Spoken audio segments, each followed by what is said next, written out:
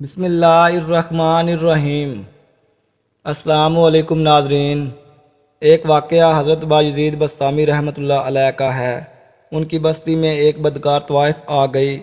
وہ بستی کے جوانوں کو غلط راہ پر ڈالنے لگی۔ حضرت باجزید بسطامی رحمۃ اللہ علیہ تک خبر پہنچی تو اپنا جائے نماز اٹھا کر اس بدکار خاتون کے دروازے کے سامنے بچھا دیا اور عبادت میں مصروف ہو گئے۔ سارا دن گزر گیا اور شام ہو گئی۔ شہر کے لوگ بدکار خاتون کے دروازے پر آتے اور وہاں باجزید بسطامی رحمۃ اللہ علیہ کو عبادت کرتا دیکھ کر شرم سے واپس چلے جاتے۔ جب شام ڈھل گئی اور خاتون حیران ہوئی کہ آج کوئی گاہک نہیں آیا تو اس نے دروازہ کھولا۔ باہر حضرت باجزید بسطامی رحمۃ اللہ علیہ بیٹھے تھے۔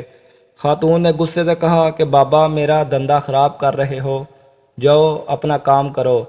حضرت باجزید بسطامی رحمۃ اللہ علیہ نے پوچھا کہ تیرا کیا دھندا ہے؟ عورت بولی گاہک مجھے قیمت دیتا ہے، پھر اس کی جو مرضی ہو میں وہ کرتی ہوں۔ حضرت باجزید بسطامی رحمۃ اللہ علیہ نے تصدیقی انداز میں پوچھا کیا میں بھی تمہیں قیمت دے دوں تو جو میں کہوں گا وہ کرو گی؟ عورت نے ہاں کر دی۔ حضرت باجزید بسطامی رحمۃ اللہ علیہ نے قیمت پوچھی، قیمت ادا کی اور مسلح اٹھا کر خاتون کے گھر میں چلے گئے۔ بولے چلو اب غسل کر کے پاک صاف کپڑے پہن کر آؤ۔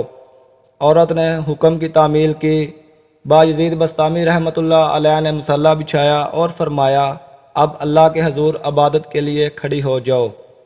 جب خاتون کھڑی ہو گئی تو حضرت باجزید بسطامی رحمۃ اللہ علیہ نے سجدے میں گر کر اللہ سے عرض کی اے اللہ اسے یہاں تک لانا میرا کام تھا، اب اس کا دل بدلنا تیرا کام ہے۔ حضرت باجزید بسطامی رحمۃ اللہ علیہ کی سوانح میں درج ہے کہ وہ عورت توبہ کے بعد اپنے دور کی انتہائی نیک اور پارسا خاتون بن گئی۔